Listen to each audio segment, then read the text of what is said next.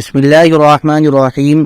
حضرات صحابہ کرام رضی اللہ عنہم کس طرح حضور صلی اللہ علیہ وسلم سے اور آپ کے بعد آپ کے خلفاء سے بیعت ہوا کرتے تھے اور کن امور پر بیعت ہوا کرتی تھی۔ اسلام پر بیعت ہونا۔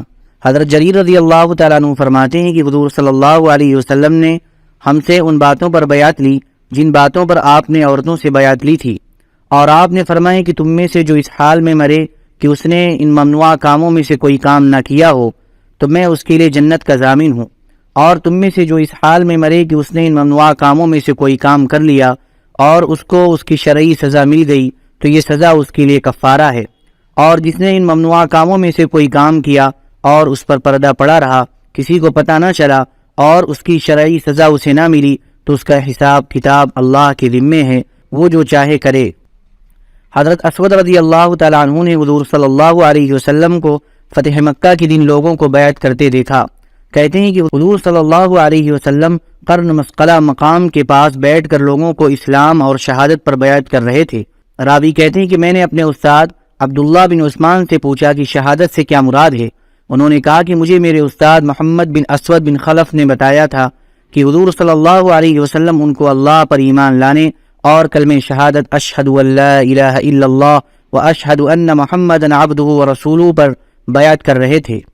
بیہقی کی روایت میں یہ ہے کہ چھوٹے بڑے مرد اور عورت تمام لوگ حضور صلی اللہ علیہ وسلم کے پاس آئے، آپ نے ان کو اسلام اور شہادت پر بیعت کیا۔ حضرت مجاشع بن مسعود رضی اللہ تعالیٰ عنہ کہتے ہیں کہ میں اور میرا بھائی ہم دونوں حضور صلی اللہ علیہ وسلم کی خدمت میں حاضر ہوئے۔ میں نے عرض کیا آپ ہمیں ہجرت پر بیعت فرما لیں۔ آپ نے فرمایا کہ مدینہ کی طرف ہجرت تو اہل ہجرت کے ساتھ ختم ہو گئی، اب اس ہجرت کا حکم نہیں رہا۔ میں نے پوچھا پھر آپ ہمیں کس چیز پر بیعت کریں گے؟ آپ نے فرمایا اسلام اور جہاد پر۔ حضرت زیاد بن علاقہ کہتے ہیں کہ جس دن حضرت مغیرہ بن شعبہ رضی اللہ تعالیٰ عنہ کا انتقال ہوا اس دن حضرت جریر بن عبداللہ رضی اللہ تعالیٰ عنہ نے لوگوں میں بیان فرمایا تو میں نے ان کو سنا، وہ کہہ رہے تھے کہ اے لوگو، میں تمہیں اللہ وحدہ لا شریک لہ سے ڈرنے کی اور وقار اور اطمینان سے رہنے کی تاکید کرتا ہوں۔ میں نے اپنے ان ہاتھوں سے حضور صلی اللہ علیہ وسلم سے اسلام پر بیعت کی ہے۔ آپ نے ہر مسلمان کی خیر خواہی کو میرے لیے ضروری قرار دیا۔ رب کعبہ کی قسم میں تم سب کا خیر خواہ ہوں۔ پھر استغفار پڑھ کر ممبر سے نیچے اتر آئے۔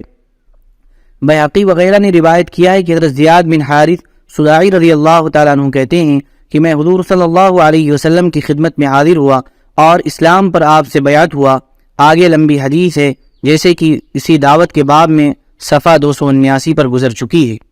سبحان ربک رب العزت عما یصفون وسلام علی المرسلین والحمد للہ رب العالمین۔